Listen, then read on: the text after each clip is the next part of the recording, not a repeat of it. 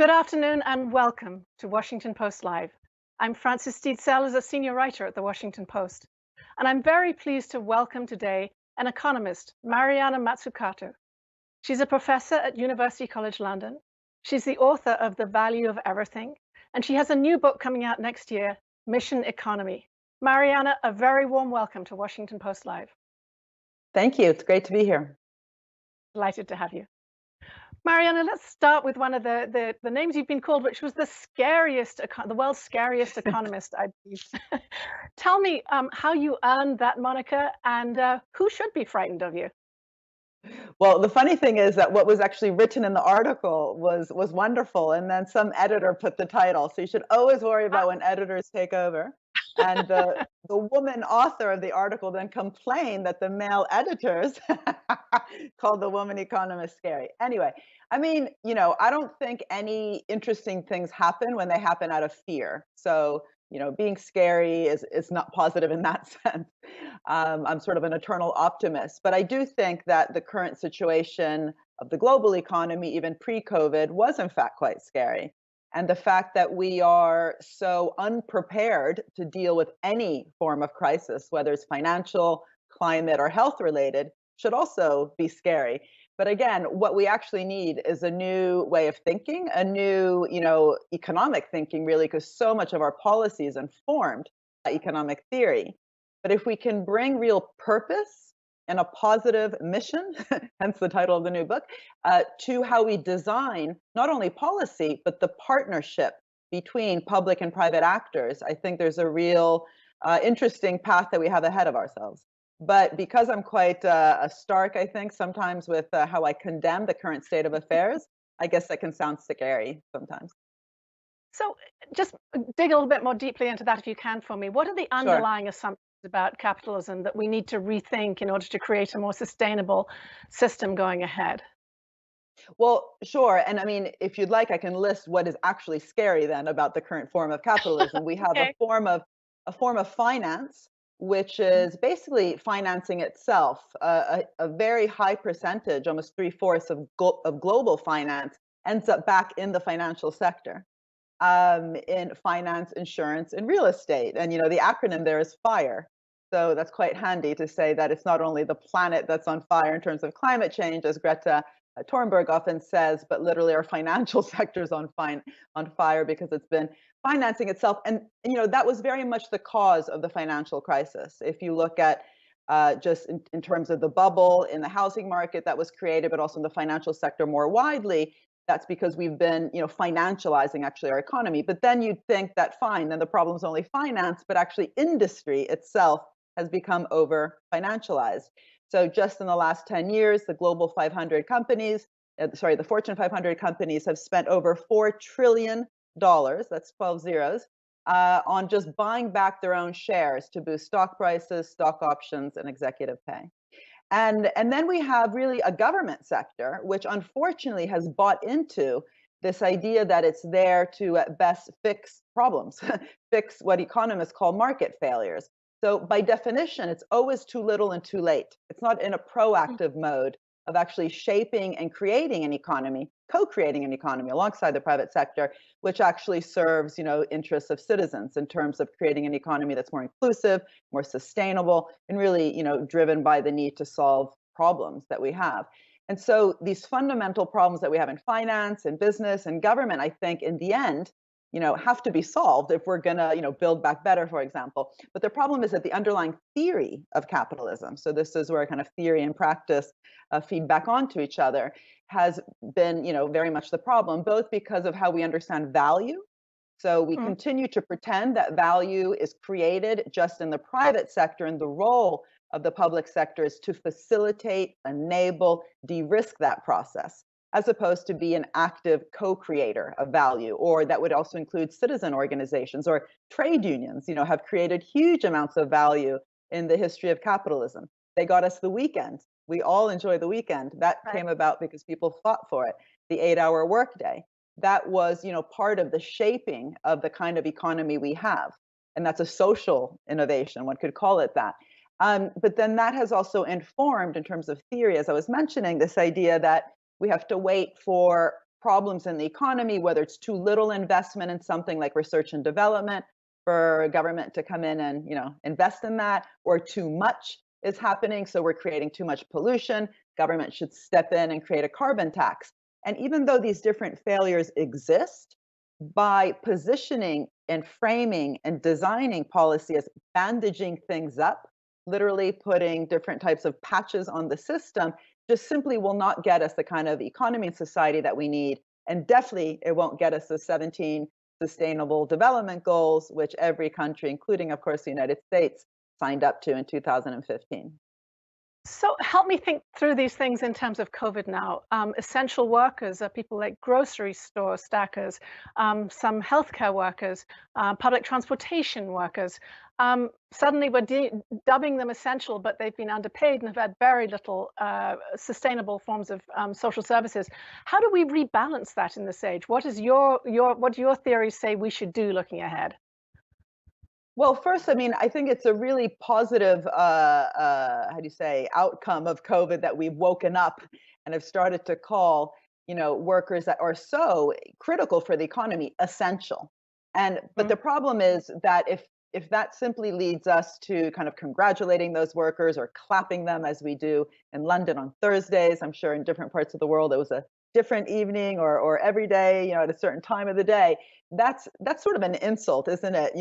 Clapping a group of workers who actually have systemically and structurally been undervalued and, as you just said, underpaid. And so the real question is, how can change now come about because we have woken up to just how important these people, men and women are. And one of the key issues really is that how we measure value, for example, in GDP, which is how we measure growth, right, in economies, gross domestic product, has completely confused price with value.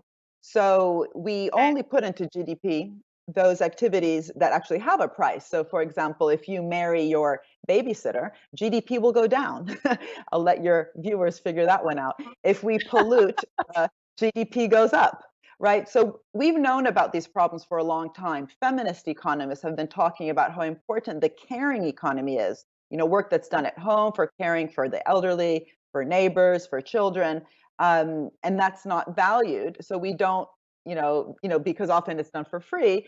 And so we end up under-resourcing that and not giving people enough, say, leave in order to do those types of activities. But the real issue also is that a lot of what the state then does around those areas, for example, a public health infrastructure or a public education system, just think how important during the lockdown period has been for public education to be well-resourced, to be able to overcome the digital divide and to use the full power of digitalization to make sure that all students of all backgrounds continue to really have their human right to be educated. We don't know how to value the outcome of those activities simply because they are often, at least in many countries that have proper welfare states, free. So we know how to calculate the input, the cost, say, of the nurses or of the school teachers. And that's why you often hear the word public expenditure, public spending, right, as opposed to public investment. And we don't know how to measure the outcome. So almost by definition, we don't know, for example, how to measure productivity of these essential services because we haven't figured out how to measure the output. We only know the input, which is quite striking because, productivity is output per input. And if you only know how to cost the input and not know how to reimagine also the kind of output that we need, because it's not just about the existence of a hospital or of a school system or a healthcare system. It's its quality. Is it actually serving citizens in a proper way? Well, then we're in trouble if we don't know how to value that outcome. And what's also quite striking, I don't know, well, surely you remember the financial crisis, which happened in, between 2007 2008. And in 2009, I still remember that Lloyd Blankfein, the head of Goldman Sachs, made a statement that Goldman Sachs workers were the most productive in the world. And you might laugh because the bank had just been bailed out at the time, $10 billion in a bailout scheme from the US government. But he was serious. And he's right. In terms of how we value our economy, if you have a group of workers who are being overpaid or overcharging for what they're doing in terms of the investment bank, or extracting a lot of value from the economy and hence making a lot of income from it, if we then confuse price with value, simply because that sector is earning a lot of money, we end up thinking it's creating a lot of value, both in terms of how it's entered into GDP, but also the narrative, the self-confidence, the fact that, again, the head of an investment bank that had just been bailed out because it also helped cause the crisis, which saw the whole financial system kind of come to its knees, and the governments globally having saved really capitalism from falling apart back then. And yet he could, make this very bold, confident statement. So I think it's also a question of, where security is in the system, who has the confidence to call themselves a value creator and a wealth creator. And so there's a self-fulfilling prophecy. If we measure things wrong, that also attributes certain value creating potential in a very skewed way. And it's not a shared concept. Mariana, when I think of right now of the companies that are doing well, they tend to be high-end, right? High-end leisure wear, high-end outdoor patio heaters, Amazon delivery companies, things like that that were already doing well. We don't seem, if you look immediately outside your window, to be heading in the direction you're talking about, despite the fact we're calling these workers essential workers.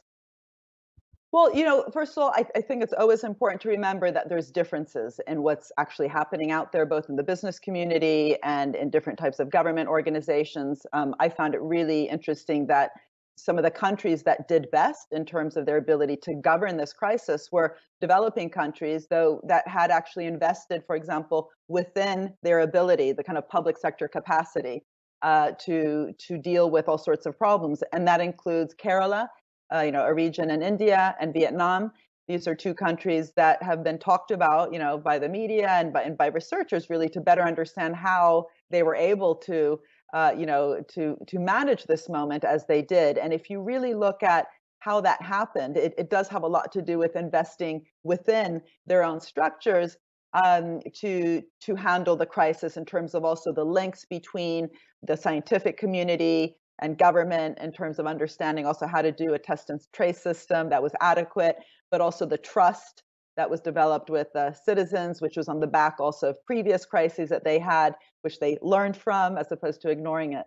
And so, so anyway, so there's different ways in which governments have reacted. In the UK, for example, we outsourced a lot of the capacity to the consulting companies. So Deloitte is doing our test and trace and actually failing quite miserably along the way with it. But also in the business community, there's been a very different approach, for example, to how companies have interacted, for example, with recovery funds. In France, for example, it was really interesting. President Macron said, we're not here to simply bail out the companies that need help. We're here to help transform them. And so both Renault, the car manufacturer, and Air France, in order to access the recovery funds, because these were, two sectors that were hardly hit, but to be honest, almost every sector was hardly hit, as you said, except Amazon and some few luxury goods, perhaps. They had to commit to lowering their carbon emissions in order to access the recovery funds. Or similarly, in Denmark and in Austria, they said we're not going to simply give out money, in terms of the recovery funds, to companies that have had a history of evading and avoiding tax. And in the U.S. also, with the CARE Act, the Coronavirus Act, there was an admission that we have to make sure that the funds that do go to the companies aren't simply used as dividend, payments or share buybacks. And so there have been, some spots of enlightenment in terms of how also the public-private relationship can be structured. So talk to me a little bit about the role of competition here. You've talked about the need for a free coronavirus vaccine across the world. But there are many people who would say that competition, driving competition among the companies that came up with these vaccines was crucial. How would you have re-engineered what went on in the creation of vaccines? How would you like to have seen it done? Well, first of all, when we look at vaccines, we should really also just broaden our gaze to the whole health sector in terms of how we innovate within it. There's huge amounts of, public money. For example, in the U.S., the National Institutes of Health spend every year close to 40 billion just on, health innovation. And of course, there's lots of, private pharmaceutical research companies like the ones that are in the media these days, like Pfizer, of course, is innovates, but they innovate within an ecosystem. And what we've gotten wrong in the past, and we can't get wrong now with the vaccine, is that how we've then governed that innovation system has been really lacking. For example, intellectual property rights, patents, are often abused. They're often too wide. They're just used for strategic reasons to keep competitors far away, as opposed to really doing what a patent should do. They are too strong, so hard to license. They're too upstream, so the tools for research are being patented as opposed to just the downstream up product. And so, people have talked about this, but we just haven't managed to change it. And it's quite striking that even in a sector which receives so much, not only public investment, but a public subsidy in terms of the patent, right? Because a patent is actually a 20-year monopoly that the state grants the private sector. What the state gets in return is diffusion of that knowledge once the patent is up, as opposed to the secrecy, for example, that we had during the Middle Ages. But if in the meantime the patents are badly governed, then you don't even get that diffusion later because you've stifled the process of knowledge sharing. And so what's really critical right now with the vaccine is that we learn from these problems. And this is why the World Health Organization, for example, on the back of a push really from the Costa Rican government, have been arguing for having a voluntary pool for health technology around the vaccine, which would actually pool the patents. So there's a real knowledge sharing. And they use a word which I really love, which is collective intelligence. How do we foster collective intelligence by how patents are actually structured? So we're not just racing towards a vaccine in one place, but sharing as much as we can the knowledge globally around that. You mentioned the World Health Organization. I'm sorry, I didn't realize I was interrupting you. But you mentioned the WHO, and you've taken on an important role with a particular group within the WHO. Tell me what you have done to inform this and bring countries together in these common goals that you've been talking about to make health a shared value, a shared global value. Sure. Well, first of all, this council that I'll be chairing, which is called the Council for the Economics of Health for All, will be bringing together global economists to really help the World Health Organization, think about the economic side of health for all. And it's, how it's been framed in the past was that you need to invest in health, so it's good for the economy. Or if we invest in health, then people are more resilient, they're more healthy, and that'll be good for the economy. We need to reverse that logic. We need to say that we need to actually invest in health and health for all, global health systems, which really we've all woken up to how important they are, right? Because we're only as healthy as our neighbor is, globally, on our street, in our city, nationally and globally. By investing in health for all and having that as the objective, then we need to backtrack and ask, well, what are the different systems, including the economic system and how we do budgeting, how we think about the role of innovation policy, industrial policy, public procurement, public-private partnerships, and the investment that's required in a health system seen as a long-run investment, not just a short-run increase in our cost expenditure, the deficit. All those kinds of issues of long-termism and how we value a health system that we were talking about before really requires a framing, and we don't have that framing, or it's not as strong as it could be right now. So that's what the council will be doing, and it will be launched in January.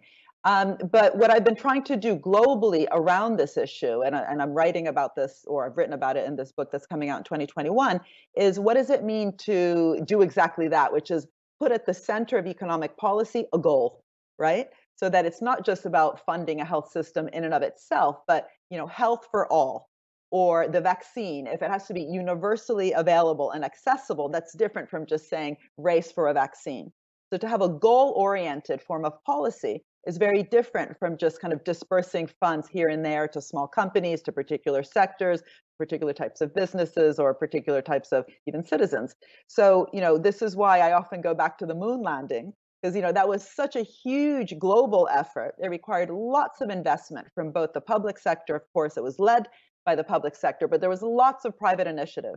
There was companies like General Electric, Motorola, Honeywell, that were part of that, investment in innovation machine, which got us to the moon and back again in one generation, which was the goal that Kennedy set. So the real question is, could we be as ambitious as that and formulate really concrete goals that require that intersectoral investment in innovation, but around the biggest challenges that we have today, around inequality, around global hunger, around our oceans that are full of plastic, around climate change, polluted cities, And so to have this mission-oriented approach really requires redesigning policy in order to achieve that.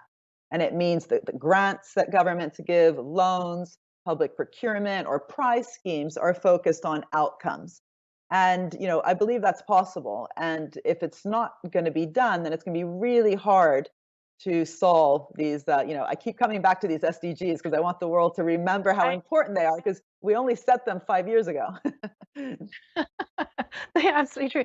So we have a few more minutes, and I'd like to ask you a couple of questions that have come in from listeners. I'm going to start with Charlie Hale. I'll read these from Massachusetts, who asks, how can economic growth be decoupled from unsustainable resource consumption? It's a great question. And it's especially that decoupling that's important, because otherwise we sometimes get into these static debates about growth or degrowth. And really the question is, how do we, first of all, admit that growth has not just a rate, but a direction? And we've had the wrong direction. So rendering our growth more sustainable means producing differently, distributing differently, consuming differently. And so, for example, if we're going to have a carbon neutral city, coming back to a mission like that at the city level, that's going to require all sorts of different services that don't exist now. So, it's not about saying we're going to do less and we're going to grow less. We're just going to grow a different way. And that will require new forms of jobs, new forms of services, and new ways to produce output, for example, so that, the obsolescence time is much longer. Denmark, by the way, today, which, Denmark is a tiny country, but because they've really taken sustainability quite seriously and had these kind of city level missions that I was talking about before, they have become the #1 providers to China of high-tech green digital services to help China, achieve one of its goals, which is, spending 1.7 trillion on greening its entire manufacturing base. And that includes energy-friendly technologies. So that requires a certain type of service, right? So if we could grow our economy by producing, services that are about sustainability and the full power of digitalization, not just to create kind of gadgets, but to foster sustainability in old sectors like steel to help them reduce their material content, that's, you can grow in that way. So another quick question from our reader. We're running out of time a little bit, but Brent Nelson from Colorado asks, how can we get more funding for foundational research to create the next generation of technologies to tackle the difficult to decarbonize areas of the economy? A big question, but maybe you can give us a brief answer.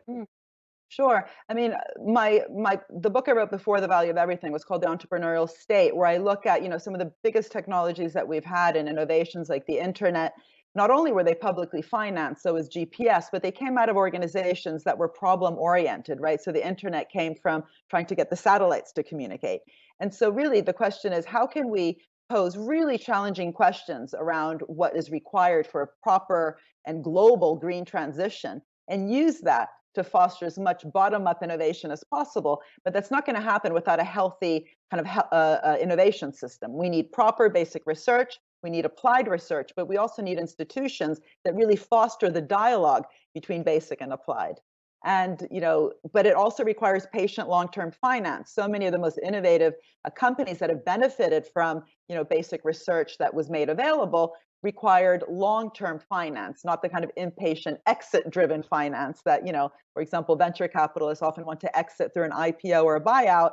That often rushes the scientific process, which means that a lot of companies that receive that kind of short-term finance end up, issuing, an initial public offering, but not then really producing anything. That's what happened in the biotech sector.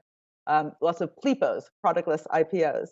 And so really what we need to do is look at the whole kind of national innovation system in terms of its health across the whole innovation chain, but especially ask the most bold, difficult questions that we can to drive the problem solving that's required. And again, that's what got us all the different technologies that make our iPhone smart and not stupid. Well, you described yourself as an optimist at the top of the interview, and you've given us a lot to think about. Thank you very much for joining us today, Mariana. Thank you so much. It was a pleasure to have you. I'll be back shortly with former Democratic presidential candidate Tom Steyer, who was also the founder of NextGen America. Stick with us.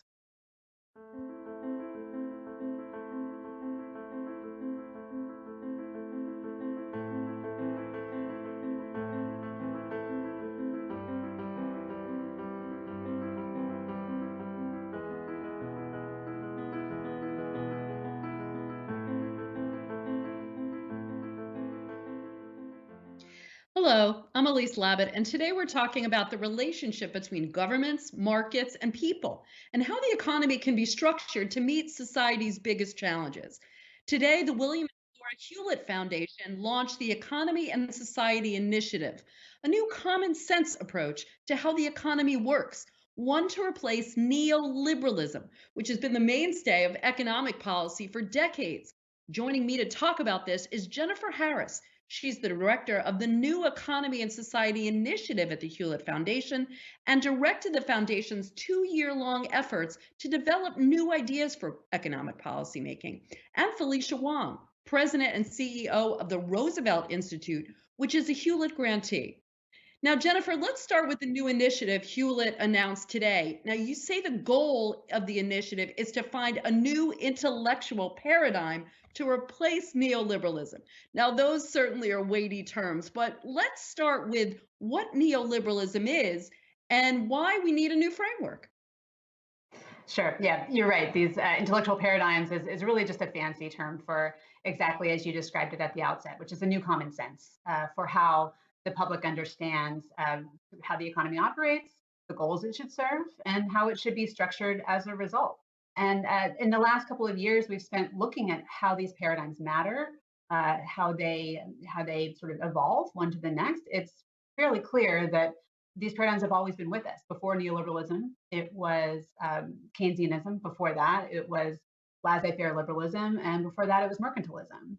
And they're really never right or wrong, so much as they are useful. The test of their value is really their utility as a practical problem-solving matter. And so when it comes to neoliberalism, which is, in a nutshell, just a view that markets are efficient and kind of populated by rational actors pursuing their own self-interests, such that the government's highest value is to simply get out of the way, which means things like tax cuts and deregulation had a quick path thereafter. That it's just not useful. That way of understanding the economy is not up to task to today's problems. Whatever the case may have been 40 years ago, we're not going to simply put a price on carbon and solve climate change. We need much more aggressive public measures. That's just one example. So, Felicia, your Institute is a grantee of this new Hewlett initiative and has tried to answer the problems with this neoliberalist emphasis on free markets, deregulation, unchecked trade. And so there's a lot of debate on how this could be done. In your view, what does this alternative approach look like to deal with some of these big challenges Jennifer just mentioned, like wealth and racial inequality and climate change? I think at core, the alternative to neoliberalism is quite simple. It means we need to be thinking about a robust, direct use of government to structure the economy and to help people. And in particular, we need to be helping people who have been left out systemically and historically by a private sector driven economics.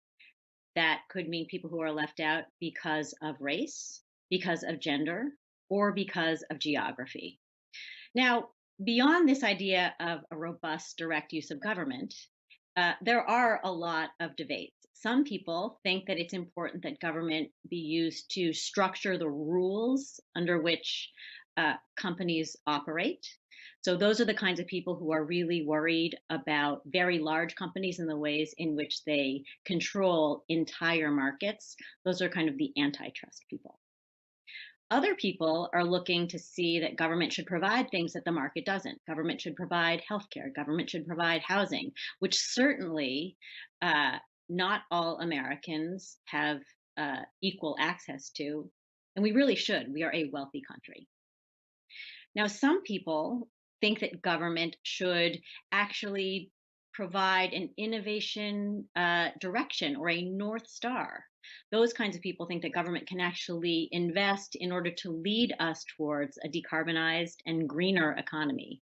So these are competing, but in some ways also complementary ideas. What are all the different ways that you can use government to solve real problems? And the thing that I think all people who are thinking about this and really building policy around these ideas, the thing that we all have in common is the idea that our government actually has to be democratic. That's a small d. democratic. Government actually has to work for real people, and that means real people need to have access to and understand and ultimately trust their government in order for government to help structure a healthier set of economic outcomes. So Jennifer, there's a movement underway, if you will, with people like Felicia looking for these new solutions. So what are some examples that we can already see of this movement at work? Yeah, I think movement is the right term. I think it really will require a set of actors from a number of backgrounds, disciplines, everything from people inside the academy across economics, political science, law, to movement and organizing leaders, to faith-based leaders, to think tanks and policy and political experts. And our job, I think, at Hewlett is not to find the answers so much as to see the important debate and to help kind of harness a lot of this talent and set a collective gaze. And I think we're already beginning to see the early fruits of that. Just kind of one or two quick examples. There's a burgeoning movement within the legal academy known as law and political economy that is very much sort of styling itself as a rejoinder to the law and economics movement that was a direct outgrowth of the kind of Chicago school form of neoliberalism 40 years ago. And the law and political economy movement is sort of attempting to kind of push back on a lot of those free market ideas that very quickly came in to dominate how we think about regulation, things like cost-benefit analysis. So the law and political economy movement, I think, will give us a new set of tools and a new set of way of looking at the law and how law structures market. And I think on the right of center side of the spectrum, friends from the progressive ecosystem like Roosevelt and partners there, we are also supporting grantees on the right of center, new efforts like American Compass or CAS, who are beginning to sort of really make a break with libertarian ideas and rethink some of these foundational questions about how best to achieve things like freedom and the role that government might need to play therein. Well, they sound like complicated terms, but it's really just a whole new way of approaching economics, economic policymaking, and how we take on those big challenges today. Thank you, Jennifer Harris and Felicia Wong. And we look forward to seeing how this develops in the months and years ahead. Now let's turn it over to the Washington Post.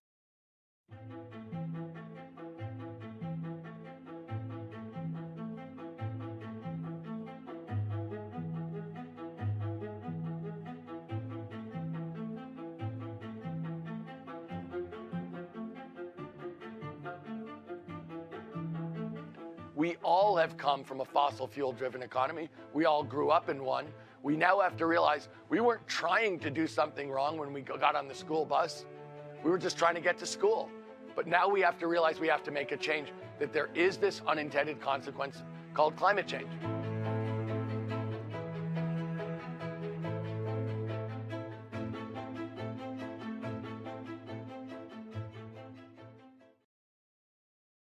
Welcome back. If you're just joining us, I'm Frances Steed Sellers, a senior writer at the Washington Post. And I'm very pleased to welcome now former Democratic presidential candidate Tom Steyer. I can't hear Frances. Who's also the founder of Next Gen America. Welcome to Washington Post Live, Mr. Steyer.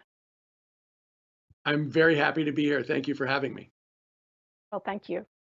Your organization, Next Gen America, focuses on mobilizing young people to engage with politics and elect pro-climate Democrats. What's the mission now going ahead?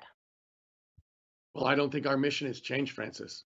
You know, I believe 40% of American potential voters are between 18 and 35. Traditionally, they've voted at half the rate of other Americans.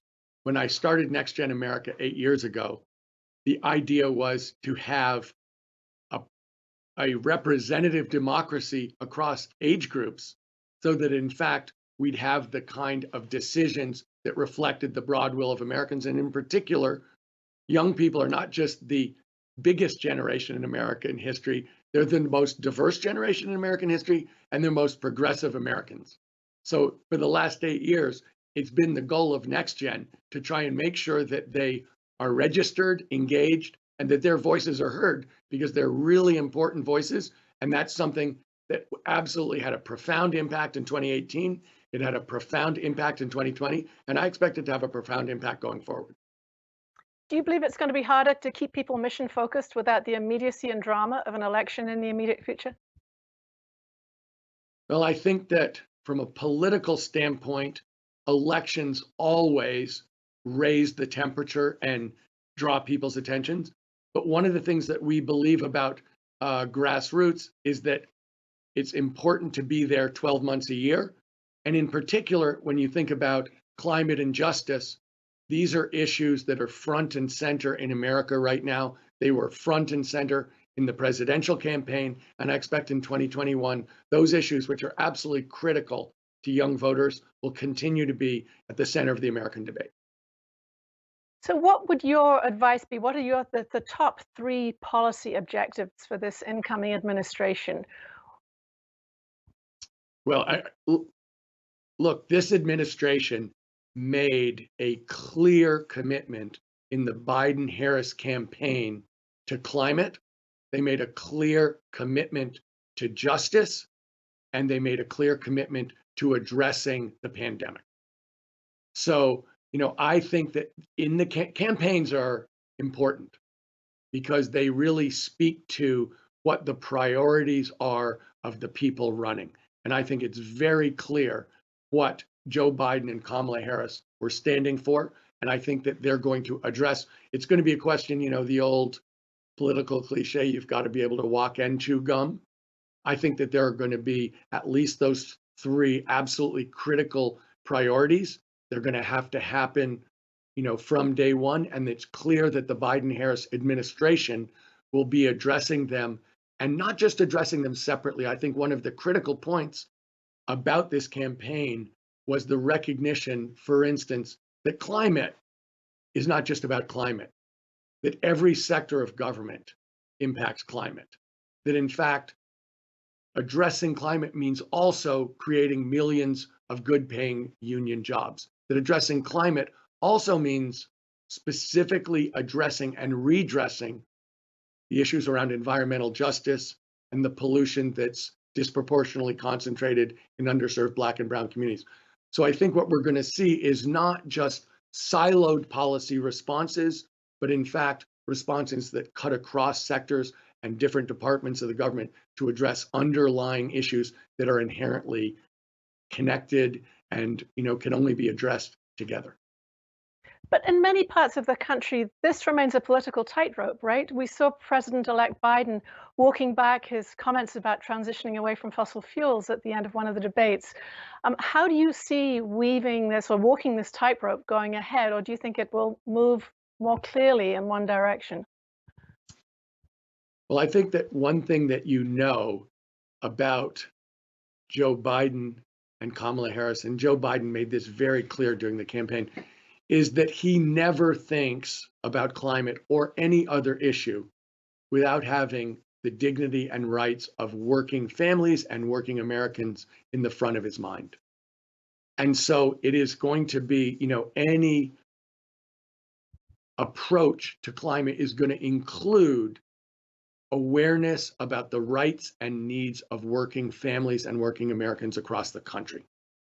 And I think the old idea that there's going to be a trade-off overall between growth and prosperity and dealing with environmental problems, that whole framework, I think, has been disproved. That in fact, addressing our climate needs is going to be a way of creating millions of good paying jobs, union jobs across this country at a time of very high unemployment.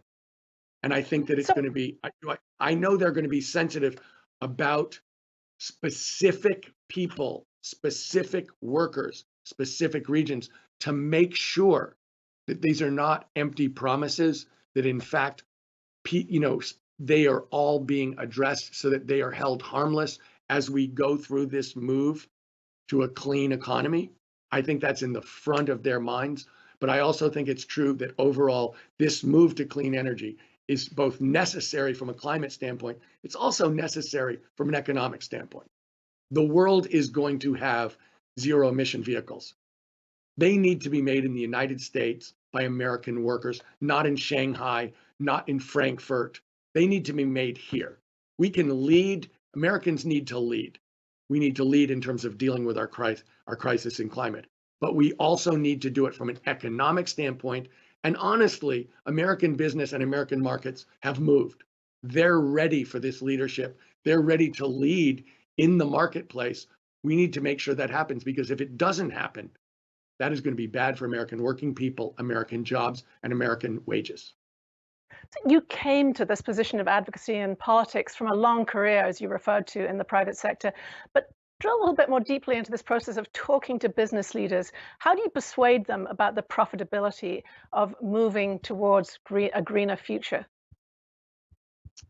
Well, Francis, I think they've moved. And I have been talking to business leaders since the election. And I can just give you a couple of quick anecdotes. I mean, for instance, JP Morgan has said that they're going to run their loan book, according to the Paris Accords. JP Morgan traditionally was the leader in backing frontier exploration for oil and gas. That's a dramatic statement and a dramatic move. If you look at the valuations of ExxonMobil's value as a company in the marketplace, peaked in 2003. There are collections of clean energy projects that you've never heard of that are public companies that have higher valuations than ExxonMobil does today. The market has moved. If you look at the valuation of Tesla versus the valuation of the traditional big American car companies like GM and Ford, Tesla's multiples of their value in the marketplace today. And I am seeing and talking to people who want to address clean energy, want to participate in the move to clean energy, both here and abroad, who think that they can make a lot of money raising tens of billions of dollars to put into these new technologies and these new products. So I don't think we need to convince American business that this is the way the world is going. I think they know that. I think that broadly they're behind that. There's an organizational task here. We have to make sure that the framework is there to support them in succeeding and leading the world. But I don't think we need to convince them that the time is now. I think they already know. Does carbon taxing have a role in this future that you see? Is it part of a sustainable solution? Look, in California, my home state, we've tried everything, and all of the solutions that people are talking about have been tried at one level or another in California. We've had a cap and trade system in California since 2007. And do I think that that's been part of the solution here? Yes. Do I think that that's been the biggest driver of the solution here? I know that it hasn't been. I know that this has been a suite of things. And what you really see from the campaign, and what you're going to see from the Biden-Harris administration, what you see in the transition, is a commitment to making sure this works, a commitment to prioritizing it, and an awareness that there's not going to be one single solution, that every sector is going to play its part, and that in fact, it's going to be a government-wide solution to a global problem. And so therefore, it's not going to be the silver bullet that saves us. It's going to be an attitude that permeates government, that permeates this whole administration, and that makes, literally thousands of decisions with an awareness of climate in their head. Do you think that free market capitalism, the system that you profited from for such a long time, is responsible for much of the environmental degradation that we've suffered from in the past 4 decades? Well, Francis, I don't think there's such a thing as free market capitalism. Every market has rules. The simplest point, if you have a marketplace in a town, it has a location, people have spots where they're allowed to sell. There are times when it opens and times when it closes. There are rules associated with that market.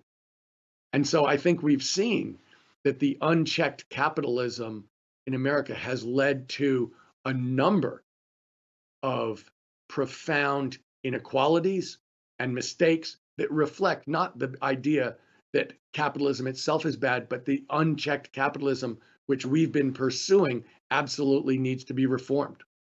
And so do I understand that if you don't put a price on pollution, that people pollute? I think I got that one in Econ 101. Ultimately, do you think private industry can be responsible for societal well-being or not? Can it be entrusted with societal well-being? Well, let me put it to you this way. It is the government's job to set a framework based on the values of the American people so that private enterprise acts in a way that works for our society broadly. And that's, that's why I said there's no such thing as free market. God did not create a free market with no rules. That is not what we're looking for. We're looking for a society where the government sets up rules so that, in fact, the profound pursuit of profit from businesses works for everybody in society, not just the people running the businesses. And that's something, there's no way you can expect people running businesses to reflect the deepest values of Americans across the board. I think if you expect that you're going to be profoundly disappointed. It's not appropriate. The values of the American society and of Americans broadly are expressed through our political system and our elective system. And that's exactly what Joe Biden and Kamala Harris represent. They represent the will of Americans to redo our society in a more just way. And they specifically ran on climate. They ran ads on climate. They discussed it in every debate. They were extremely forthright and committed, and it was critical. As somebody, Next Gen is a young person's organization. Joe Biden's approval rating from young voters in May of 2020 was minus 22%. In October, it was plus 23%. It moved 45%. That is unheard of. And a huge part of that was the fact that he understood, was passionate and knowledgeable about, committed to addressing climate change. And so that is how our society is supposed to work. That people running for office express the values that they intend to pursue as elected officials, and people get a chance to see that, support that, and then hold them to the values that they have been running on. And that's exactly how it's supposed to work. And that's what's supposed to happen in our capitalist society, that the rules are set up so that the people running corporations can't take advantage of other Americans. That when they pursue their own selfish interests, which is the way capitalism works, that in fact, there are rules to make sure that what they're doing advantages all of us. That's what's supposed to happen. And that's how this system is supposed to work. And that's what is going to happen going forward. That's encouraging. What do you make of the Business Roundtable's commitment to changing its purpose and putting environment and a broader selection of stakeholders at the center of that? Is that a step in the right direction, the direction you're talking about? Look, I think that's absolutely appropriate. I think that I was saying earlier, I think businesses understand this is the way the world's moving. One of the things, Francis, that I noticed was that in the second and third quarters of this year, if you looked at the loan books of large American banks, the number of non-performing loans in the oil and gas sector exploded. So that, they might have 3 to 4% of their total loan book in oil and gas loans, but it might be 40 to 50% of their non-performing loans. So not only do people leading businesses get a chance to see which way the world is going from reading the paper, they also get real-time feedback on an economic basis about how the world is working. They can see how valuable Tesla is. They can see the cost per kilowatt hour of clean energy versus fossil fuel energy. So I think it's absolutely appropriate for the Business Roundtable to be moving with the times, to know that the moment has arrived. The market has moved. If they don't do that, they're in effect not just standing up against some political wish, they're pushing back against the world, they're pushing it back against the facts, they're pushing back against the science. And I don't expect that. I believe that those guys are responsible and are going to try and move with the times. And I think what you just described is them doing just that. Great. Where are you steering investment these days to benefit climate change? And where are you recommending that other institutions and individuals steer investment? The funny thing is, Francis, is that when I left my business 8 years ago as a professional investor, I basically stopped running investments personally. And in particular, I made it clear that I would make no personal investment that would profit me in clean energy, because there was a meme that was that I was trying to push these policies so I could get rich off clean energy, which was entirely untrue. But I wanted to take it off the table.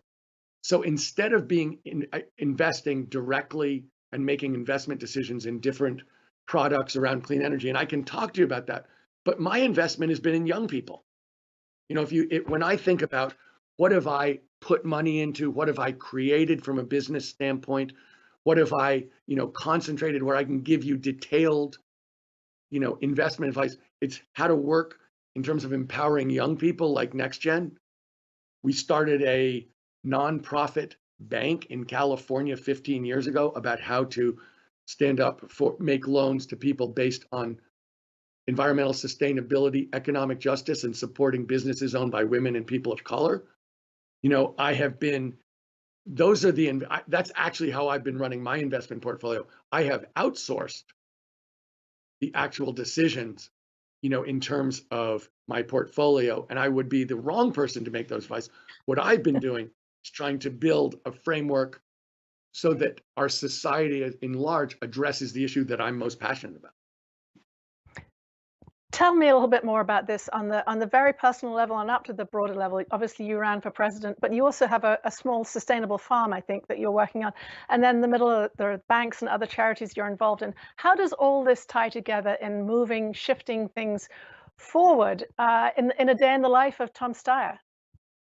Well, if you think, we started a regenerative ag ranch probably 15 or 20 years ago, recognizing that regenerative agriculture, that in fact raising animals in a way that net sequestered carbon in the soil was going to be critical in terms of going forward. And now, we're starting to see, I think, a nationwide broad regenerative agriculture movement, one that, we've been trying to anticipate and participate in so people can understand that you can be more productive, more profitable, restore your soils, raise animals in a humane way, and also sequester carbon and do justice, from the standpoint of climate.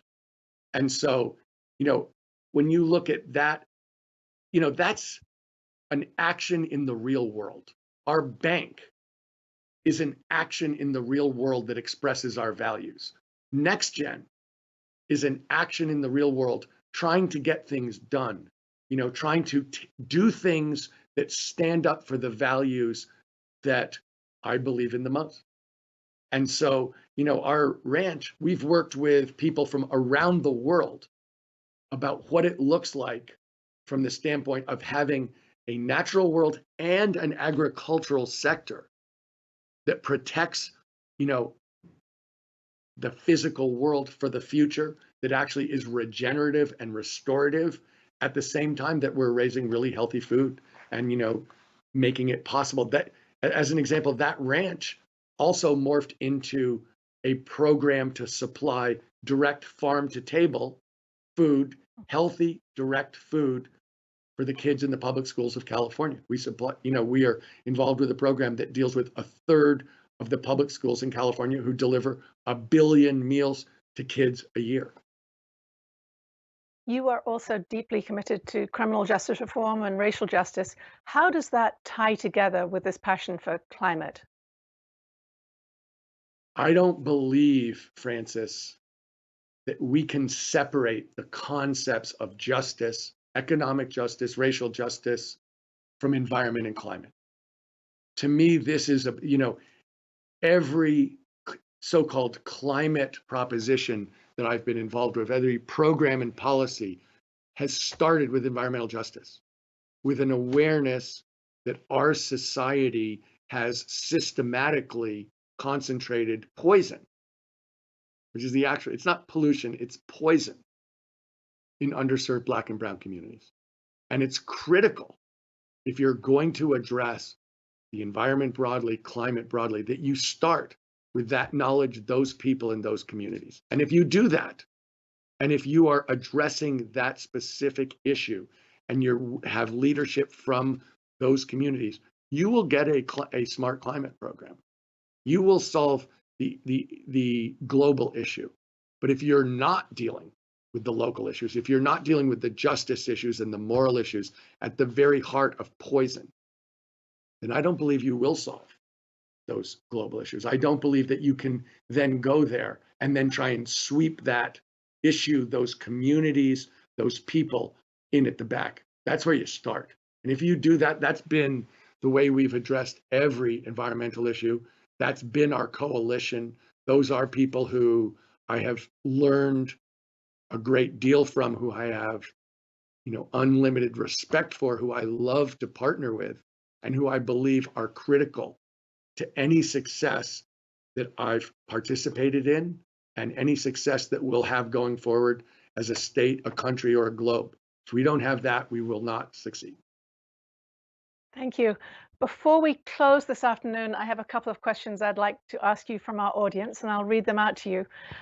Letitia Charbonneau from Canada asks, how can pension fund managers be convinced to divest from fossil fuels and related industries and invest in clean energy? So obviously the divestment fight has been one that has been going on for a long time. And I have tried to convince endowments, foundations, and pension funds, as well as individuals, that, first of all, being invested in the fossil fuels is the investment equivalent of catching a falling knife. I don't know if you ever heard that expression, Francis, but it's when you have an industry that's shrinking, there may be certain times where you get a short upturn, but long term, you're not investing for the long term, and it's the equivalent of catching a falling knife. You normally get bloody hands. And I think that that's turned out to be true. But beyond that, I think as an investor, I think there are two things you need to do. One is you need to be investing in things that are going to grow. That is how you succeed as an investor, having a concept and a decision that includes a positive outcome, because that's actually how you make money. So that's the first point. I think the second point is this.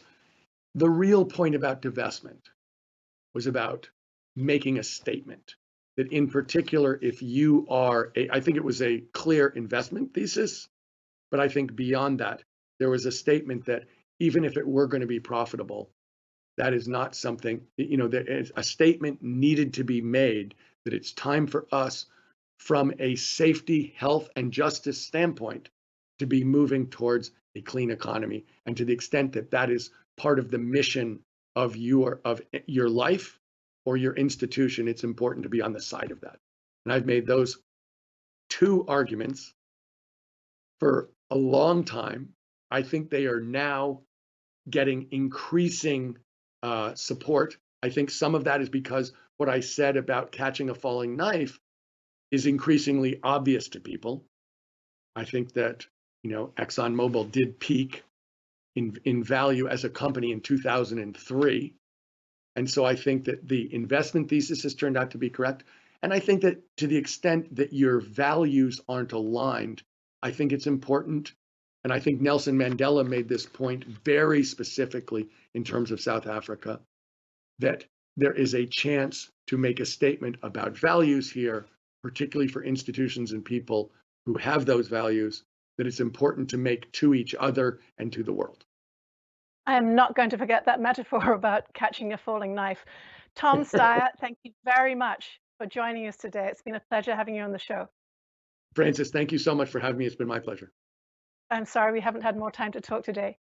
Thank you, everybody, for joining Washington Post Live, and please join us for tomorrow's programs. At 11 a.m. tomorrow, my colleague David Ignatius will be interviewing Accenture CEO Julie Sweet. That's 11 a.m. Eastern. And then at 2 p.m., we have Robert Bresson from the Robert Wood Johnson Foundation. He's the chair of that foundation. And GW, George Washington Public Health Professor Lena Wen. Don't miss those shows tomorrow, and thank you very much for joining Washington Post Live.